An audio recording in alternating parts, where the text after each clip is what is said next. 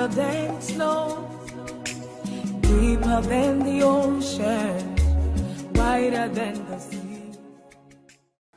Mbonge uJehova mphefumulo wami nako konke lokuphakathi kwami akubonge igama lakhe elingcwele. Mbukeli kumcwa kakhulu ukuthi simbonge uNkulunkulu, simbonge ukuthi mina nawe siyaphila. Ngoba kuphila kwami nekuphila kwakho kungenxa yemusa nethando lakhe, akusikhlaniphaka kwami akusikhlaniphaka kwakho. Ngala mavi mbukeli angithatha ngalifuba ngivusele ngikwamukele hlelo lakho lihamba embili iGospel Impact. Lolu hlelo mbukeli lapho khona sakhana ngayo imvumiso ngani kunye lesicondzako ukuthi ehlelweni imvumiso ngilapho khona sola kuphila ngilapho sola khona emandla lamasha. I'm excited about today mbukeli because we have an amazing guest on the show. Ngikhuluma ngaye Fana Mathunja mbukeli who'll be doing a live performance, and also we get to know him better, especially his journey in the music industry. Mbukela ngacitha isikhathi asivele singene engomeni his live performance ingoma lemnanzi kakhulu ethi baba ngiyabonga ngithembe kuState Fokotela.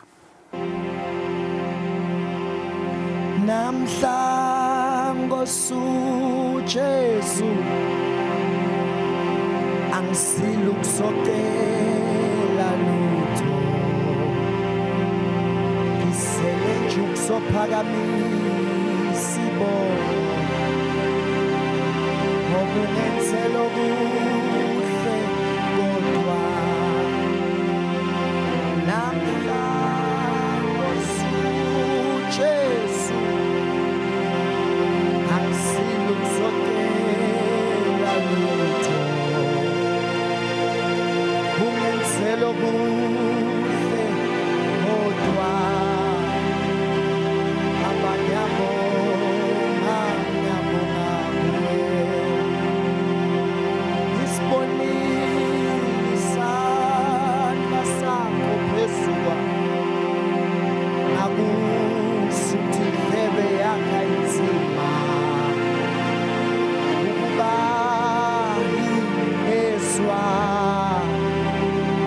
Baba na ukhuluma yemini uba insika yethu Jesu wami ebusuku uba insika yomlilo Baba ngiyabonga kuwe Baba ungenzela okuhle kodwa baningi besihamba nabo endleleni basala Baba kodwa thine usasigcinile esandleni sakho Baba ngiyabonga kuwe Jesu ungenzela okuhle kodwa Jesu wami mina uba insika yefu Baba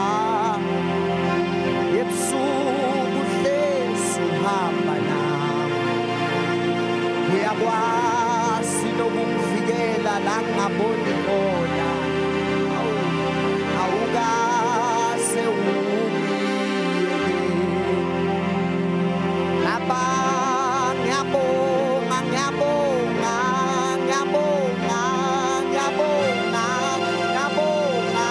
uyakusungeza emuva nangaphambili uyangibiyela nangaphambili uhlezu nami noma enunini lengaboni khona wena Baba uyangifikela ungisungeza ngasemuva nangaphambili wena uhlala unami uhlezu nami ungilwela noma ngingasaboni ungenzela okuhle kodwa Baba ngiyabonga Baba kufanele ngabe kubonga ngale ndlela le Baba ngibona ngathi bongo sami singane kuwe Baba bekufanele wena ngubonge ngalokukhulu awukaze ungiyeke namhla ngosu Jesu angeke ngiphele lutho kodwa Baba kufanele ngubonge Baba wena uyekelani moyo ngcwele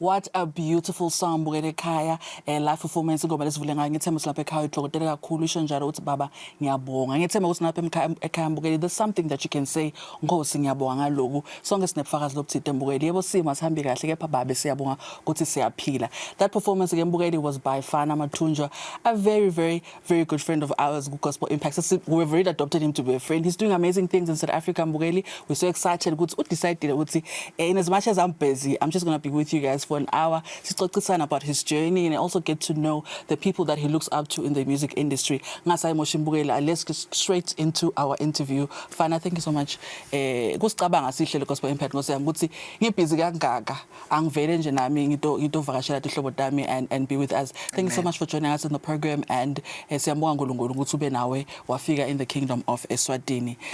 I mentioned kwecala nje singakangeni kuyo journey siphuma engomeni yakho lethi baba ngiyabonga. Let's get to that song. Usahlabelela there's a part lapho khona uSinkosi ngiyabonga ukuthi ube nami ku 2020. Ngikhulumisa inzabe ubufakazi. I know there's something you can tell us about that. Amen. Bingelele bonke babukele emakhaya babukele babukele iTV ngiyabingelela bonke hope ba right bonke emakhaya kameli kaJesu. Amen. Amen. Ngiseswami ngiyabonga kakhulu. Ngifuna kusho nje ukuthi uNkulunkulu ngimbonile kimi ahamba nami kuto tonke tindzawo lengitihambile nebunzima endleleni because I remember very well there was a COVID-19 bantu bebashona left and right uNkulunkulu wama nami ngikhuleka ngekumthemba njena uNkulunkulu ukuthi no uNkulunkulu mangikhuleka kuye utangendela lengufisako and mangithi uNkulunkulu ngicela ungigcine akukayi ngehlakanipha kwami uNkulunkulu bekangigcina then I decided to no man uNkulunkulu athi ngimbonge and I have to ukuthi ngimbonge ukuthi nebantu babe nebufakazi ukuthi uNkulunkulu ukhona kufanele vele ukuthi simbonge and then nami ngibone ukuthi ngcono ukuthi ngimbonge uNkulunkulu tukwemisa yonke la ngendele kona even though one of my parents akasekho but uNkulunkulu nje ungigcinele emakwami mara siyaphila there is nothing wrong lengayisho ukuthi ikhona ngemuso kaNkulunkulu nje siyaphila kuhle nje konke angeke uzubone nokuthi one of my parents akekho. Amen. Fana Matunjwa njobe sikhuluma inzabe ekuhlabelela njobe siphuma engomeni yakho before even get to your favorite artist that you look up to you started singing at Sunday school labanye bethu vele sesiqale khona kube baningi ehlatshele but when did you realize ukuthi this is not just singing for me this is a calling, this is what I need to do ukuphilisa abantu nekwakha abantu emoyeni? Ngingasho ukuthi 2021 because 2019 nami nje bengizama ukucula mara uyabona ukuthi mawucula ulendo uyayithanza mara you feel like ngathi ubona nawe uyabona ukuthi I'm not good to this thing but because of ngiyayithanza lendo ngizama ngibhimbe bangihleke kube njalo nje ngicula nesontweni vele ngibatshela ukuthi ngifuna ukucula la sontweni la ngifuna ukucula la sontweni lana ngiyocula namuhla vele but okay fine it's fine stokunika ucule mangifika esontweni mina ngisho ukuthi ngenda kona but and angendi kona but because of the love and because nekusitwa uNkulunkulu ngigcine sengikhona ukuthi at least ngikhona ukuthi ngicule kahle bantu babusiseke bantu bawuthanze umculo wami and lokho ke kuyangijabulisa kakhulu and I've seen God. Ngiyabonga kakhulu ukuthi uNkulunkulu ngendele umusa ukuthi ngagcine sengenda kahle ngifana nalabanye baculi lebengibukela kubo namuhla labanye sebangani bambe ngibabukela ekutseni ngisho ngithi nami ngibukela ama gospel shows ngisho ngithi yo I wish ukuthi ngifanele nanga umuntu nangiya but because of grace kaNkulunkulu ngigcine nami namhla ngiyajabula ukuthi ngiyadibona. Purer than gold, whiter than snow. Purer than gold, whiter than snow.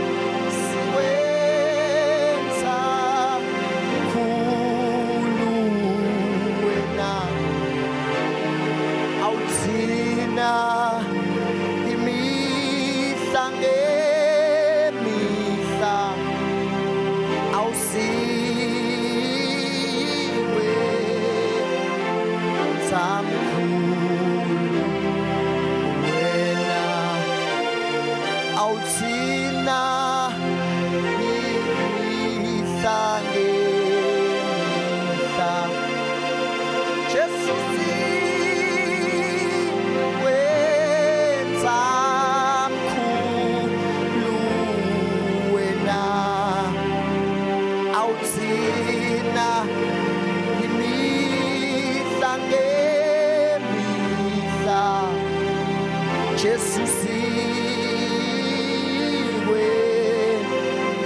samkhulu wena awuthina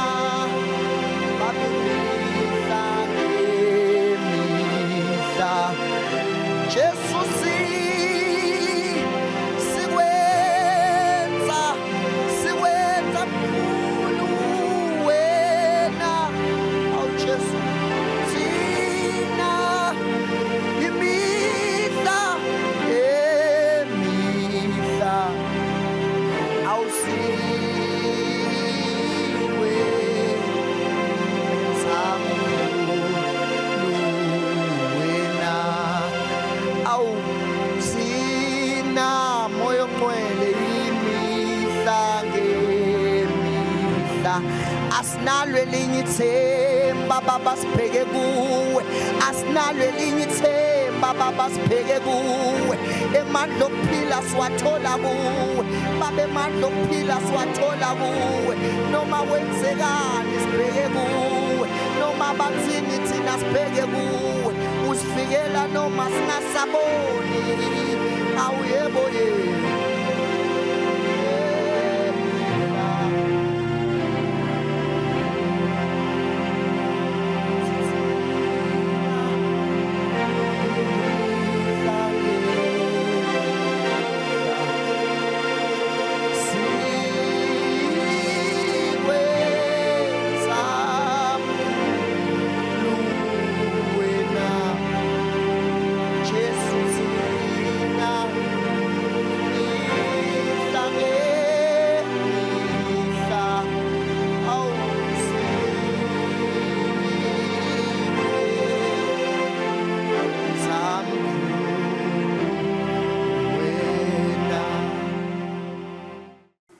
Bukela ekhaya ngethemba ukuthi utfotela kakhulu lebe sikuphathe kona just about now siphuma ke engomeni yakhe efana before we went to ingoma yakhe Lindo wakaVilakazi nyalo ke siphuma engomeni ethi thina imihla ngemihla mbukeli it's one of the beautiful songs that I always loved kuyibona nje ahlabelela namuhla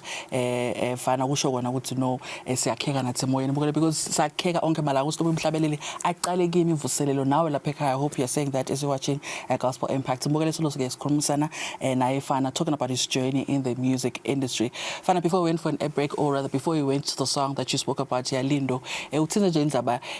you did a single in 2021. Just take us through that in the name of the title, Mbongo Musa, right? Yes, Mbongo Musa. The reason behind Lengoma Leyo, a friend of mine, and I'll keep her that single. That song, ngabona ukuthi sengiyakhona ukucula ngathi no ngoba bengakhona icula which means ngikhuleka uNkulunkulu ngithi Nkosi ngiyacela ukuthi to whatever lengendako and whatever I prayed for kwendeke kube imphumelelo and then nami ngabona ukuthi okay naku niyalo sengiyakhona icula ngasi no I decided ukuthi uNkulunkulu ngimbonge because I believe ukuthi yonke into le yendekako yendeka because of grace of God because ngeke sende lutho ngaphandle kwemusa waNkulunkulu kuyo yonke into lesendako remember ukuthi mawucela into uNkulunkulu ngekukholwa uyayithola but mawucela ngokudoubt or uthi lento lengeke ngiyithole it might happen vele ukuthi ungayithola but because ukuthi wena uyathembela kulento loyicelako and you trust God kutowendeka I decided ukuthi ngabona ukuthi kungumusa lokho ukuthi sengiyakhona ukucula and kufuna ngimbonge uNkulunkulu ngabhala lengoma ngathi ngibonga umusa and ngabukana konke lokwendekile emuva ngempilo yami alongisamncane kwaze kwafika la ngabona ukuthi no ngifikela ngemusa akukayi ngikuhlakanipha kwami yes amen fana uthi inza indzaba yokubhala kulamalanga we sing songs ledvele sithi khona tingoma tabombali kube bengihlabela sitasho njalo but sihlabela tingoma tabombali siya rearrange songs there's nothing wrong with that we thank God for that but kumcwa kangakanani as a gospel minister ukuthi kubhalwe le tingoma letinje kubaluleke kakhulu sesiwami ukuthi sibhale intingoma letinsha because kunebantu la mawucule ingoma bayavuseleleka through lengoma loyibhalile nebatimote bandatifani tingoma tanyalo lesitibhalako sometimes tikhuluma ngento leyendekako lekhona vele lephilako so njengobe ngishito nje ngabhala ingoma ngathi ngibonga umusa ngikhulume ngento leyendekile vele nebantu lebatiko ukuthi no I can't do anything yonke into lengitoyenda ngitoyenda ngemusa waNkulunkulu so sengisho ukuthi ngihamba lapho ekutheni ukuthi kufuna sibhale ingoma leti hambisana nesimo letingana sikhathi ukuthi nyalo lesikhathi lesingisiphi ngibonga umusa kude ukuthi ungathi nyalo sikhathi sekuthi ngekubonga umusa every time we have to thank his kindness yes so that's why ngibhalele ingoma lethi ngibonga umusa and ngiyakhuthata kakhulu kubo bonke lababhala ingoma noma labafisa ukubhala ingoma babhale ingoma lengana sikhathi ingoma lenguthi yonke indzawo yohlale ifitha kuleso sikhathi amen very true. Before I even get to another song noma ke ku live performance I just want to ask you a question wena umfana nasikhuluma ngemvumiso when you talk about worship personally because a lot of people have their different ways of kuyichaza but nasikhuluma nafana nasikhuluma ngemvumiso what are we talking about? Sikhuluma ngokudumisa uNkulunkulu because mawudumisa uNkulunkulu nelibhayibheli liyasho ukuthi indumiso iyamduduza lodzabukile ngoba mawudumisa wena kusene kwendeka kube uphilisa umuntu kusene kwendeka ukuthi kunemuntu losenkingeni mara wena lendlela udumisa ngayo noma lokudumisa kwakho kumthinze lo muntu ative sakhululekile kule nkinga labeka nayo lo munye ethola ukuthi bekagula ative saphilile through le ndumiso yakho amen so kubaleke kakhulu ukuthi simdumiseni uNkulunkulu akukhathalekile ukuthi simdumisa siya ngokugitsa noma simdumisa dumisa as long simdumisile uNkulunkulu ngiko lokubaleke kakhulu amen last one okay it's not a last question but before we even me and you forget you're from South Africa you've performed all around in South Africa and today you're in the kingdom of Eswatini amen when you started this journey bowucabanga ukuthi ngalenye ilanga kuyoba nesikhathi lapho khona nguliyongithuma kuto tonke letindzawo not where I'm from only eMpumalanga but everywhere ngihambisa livangeli noma you just thought I'm doing it for church nase ngirecordile ngidaqhubeka ngibe umfana sesonveni noma ngibe umfana sempumalanga kuphela amen bekusifiso sami because njengoba ngishito bengibukela kulamanye ama artists and there is one of the artists lebengilibukela bengibukela kulo like ilihamba ama country lihamba tindzawo ngilibona nase TV ngisho ngisinami ngalenye ilanga ngiyafisa ukuthi inkosi ngiside ngihambe emave ngihambe tindzawo uNkulunkulu angiside but now sengiqalile ngiyawubona lo musa la bengiwufisa nemusa la bengikhulekela uNkulunkulu uthembekile kimi yeah you see what you are talking about 2021 is happening now that's how God Purer than gold, whiter than snow, purer than gold, whiter than snow. Aliko igama elihle njengalo ngitsilibongwe abantu uyamaya ibongwe ngelosi awu ngitsi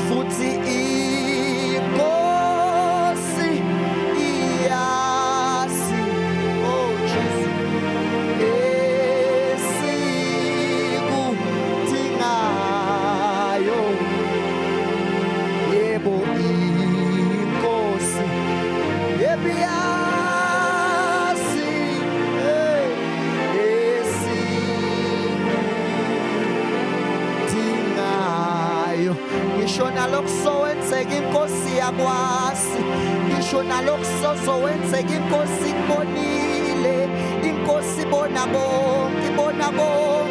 iyasibona konke iyasibona konke iyasiyabona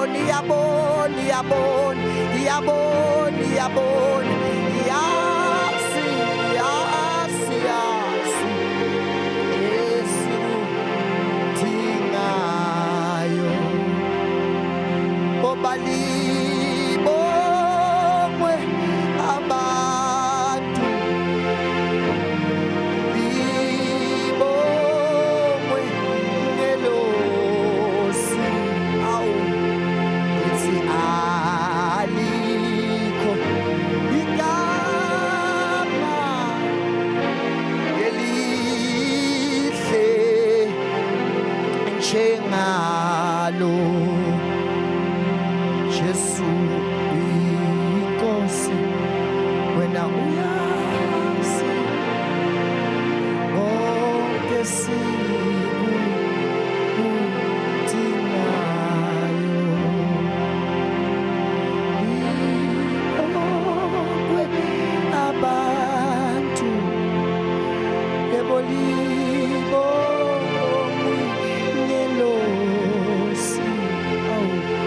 ngoba alikho igama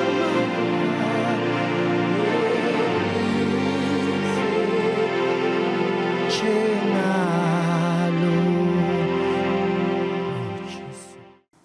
Mbukeli ngethemba ukuthi wakhekile usabukela lengoma lesiphuma kuyo ingoma yakhe efana Mathunja mbukeli ngethemba ukuthi napha ekhaya whatever you're going through as you're watching and listening to the songs uyathinzeka mbukeli nawe lithemba liyabuya ngoba asifuni icembe mangabukela amadvula ayaceka lesinye isikhathi you just need someone to remind you ukuthi ukhona uNkulunkulu. We are here as a program to remind you ukuthi ukhona uNkulunkulu. It does not matter what you're going through, how long you've been going through what you're going through, but we're here to tell you that ukhona uNkulunkulu. Asichubeke sibambelele kuye singasuki enzaweni yethu sihlale kuye sethembeke ngaso sonke isikhathi. Fana is still with me as we are about to close up our interview today. Fana, what can you say kubabukela emakhaya emavinje kuthada, the ones that are in the industry as well? I mean, you've started Sunday school and look at you today, you are here because lo moya uyaqala ephinza phelela ngemandla. You mentioned ukuthi that at some point bayahleka basakhona ihlabelela but waqhubeka wabambelela labanye basheshe ba give up ukuthi oh no and they are saying this about me and probably this is not what I'm supposed to be doing. Iphelela lapho inzaba emavinje kubakuthada emakhaya. Lengakusho kumbukela emakhaya kubo bonke labasafuna kungena ku industry ye music igospel kakhulu. Number 1 siswami kufuna igospel mawucula yona uyiphile ungagcini ngokuyicula. Number 2 kufuna ukuthi utati ukuthi ungubani ungafuni ukuthi ifanisana nalomnye umuntu ukuthi kwemculo ngoba mawuthi ifanisana nalomnye umuntu kuyofika maybe mhlawumbe yo perform somewhere labantu labo ke abafuni loyo muntu bafuna wena maybe bafuna Fana Mathunja ngiyabekisa Fana Mathunja utenda maybe someone else loculako utenda mbali because nami ngihlabela someone means link somebody sesicula kufana nambali kanti bantu abafuna which means mina ngikhulisa ibrand yambali and then lokunye lekusafuna ukuthi bantu bakubuke labasafuna ukucula. Number 1 mawuya emculweni usafuna ku recorder you need to know ukuthi when the research utata ukuthi wena ukhona ukucula njani and then uthola iproducer leto understand wena leto leke yasebenta nemuntu maybe lo understand wena ukuthi ucula so muntu lo researchile ngayo ukuthi uyakhona yini kumastera uyakhona yini kwenda mixing and then for ma PVS ubuke ukuthi usebenta nabo bani those people utabajabulela yini ungathi ma urecordile so uyasola no I didn't want this kanti lo muntu akwa researchanga ngaye it's very painful ukuthi uye kuyokhipha imali yakho la ukhona ungeke ujabule khona because music ufuna imali seswami. Ngiyakhuthata kakhulu kulaba safuna ukucala ukuthi ba raise imali bangafuni kusola abantu ukuthi ucela umuntu ukuthi ngicela ungirecordise because kusasa maseka kwendisa letinye izinto maybe utobona ngathi bayakuuser because of ukufakele imali maybe so uthi nyalo siyahamba siyasamwena uyoperform ebusuku maybe awuthola ukuthi because yena uya ukuthi wena ukwendele ini kana ukurecordisile then wena siyamsola ukuthi into njalo so abantu abafunze ukuthi imela bathi raisele imali baye studio bende into le bakhiphe into le tabajabulisa emakhaya ngiyakhuthaza kakhulu ngibonge kakhulu kubo bonke labababukele emakhaya ngingifana ngwakamathunjwa ngiyacela kakhulu ukuthi bangibhuke la khaya eSwatini ngiyakuthanza kakhulu uthanza ngenhlito yami yonke livele liphathana kahle ngiyacela ukuthi bangibhukeni njengo 27 March ngiyobe ngisenhlangano bangibhukile khona and then ngiyabuya 20 June ngiyobe ngikamanzini there is one of my friend the event 20 June and then ngiyoba nenhlahla ngoba 21 June is my birthday that's what nje ngiyathi batongendela ama present so because ngiyobe ngisolong around so ngiyajabula kakhulu ukuthi nyabantu abantu baseSwatini banelithando kakhulu I know ukuthi batobuta batoshaya sesimbali lapho utholakala njani ngiyatholakala kude tonke inkundla dokuchumana it's Fana Mathunjwa WhatsApp ngilo 0729991002 and then Facebook Fana Mathunjwa Instagram Fana Mathunjwa TikTok Fana Mathunjwa ma video ami ngikhona khona ngiyacela ningibhukheni kakhulu 20 June nginani la khaya 27 March nginani la khaya amen ngiyabonga kakhulu support lebanginika yona la khaya kubonga thina for being with us ehlelweni Gospel Impact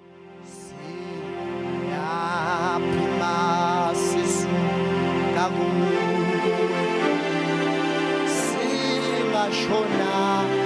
masisuka sio khala kuba masingakha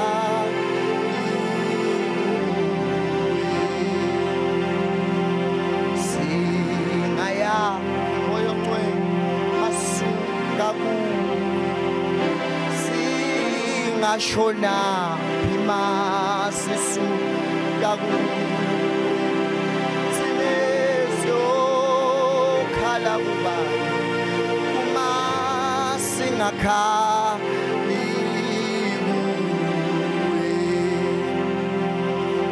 ngoba wena uyamthanda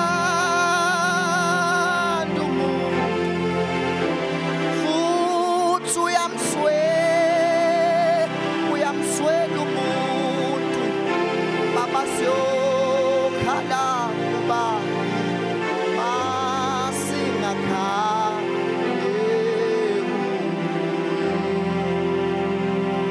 Jesu wena uyamthanda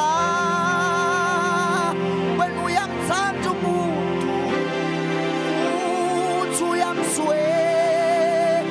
uyamswela umuntu babasyo khala kuba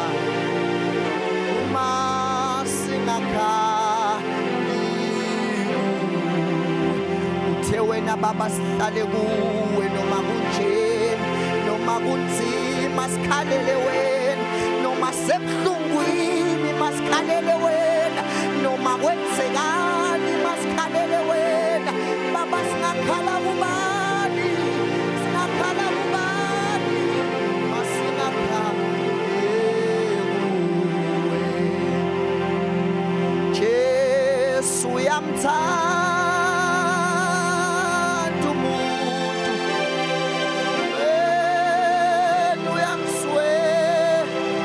uyamswela umuntu abasiyokhala kuba uma singakhali kuwe awusingayaphi Baba masisuka kuwe Jesu singashona masisuka kuwe Jesu esiyokhala Baba siyokhala empeleni siyokhala kubani Baba siyokhala kubani Baba singakhala kubani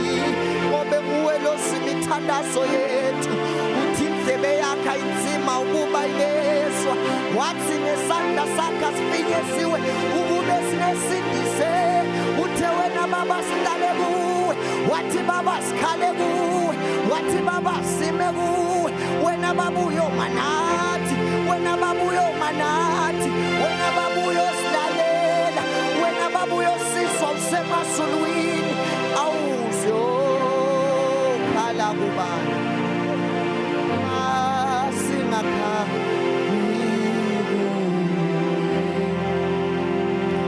awuzyo khala kubani Jesu masingakha Unfortunately, Mbukeli, we've come to the end of our show. Ngethemba ukuthi wakhekile emoyeni samthumisa lo mdala wetinsuku ngato ingoma Mbukeli, and also listening to Final Story. Ngethemba ukuthi lapha ekhaya Mbukeli kuyakhuthata uyabona ukuthi impela uNkulunkulu ukhona Mbukeli. Lesin sikhathi when you go through hardships we think uNkulunkulu usikhohliwe imthanazo yethu mhlamba ifinyeleli kuye kani. Let me just remind you the God that we serve is a faithful God Mbukeli. Asichubeke sihlale enzaweni yethu singasuki enzaweni yethu Mbukeli. Lena ke siciniseko sekuthi uphinza banathi evikini lanzelanga sona sikhathi esifanako. Mina ngingibali ngokasimelani umngoni Mpembe Ndlovu Zimchwane ngithi sale kahle. We love you and God bless you. You're than gold, whiter than snow, deeper than the ocean, wider than the sea.